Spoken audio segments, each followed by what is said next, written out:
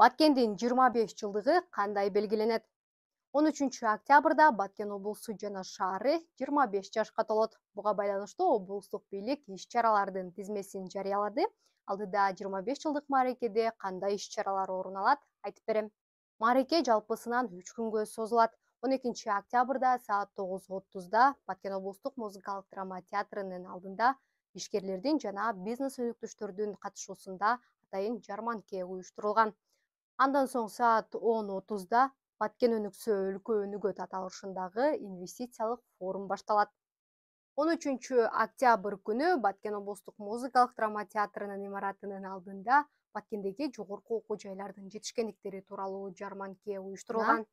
Андан соң саат 10-до илимий практикалык конференция жана Баткен шаарынын Борбордук стадионунда улуттук классикалык кыргыз күрөшү боюнча мелдеш башталат. Баш байгеге автоунаа коюлган.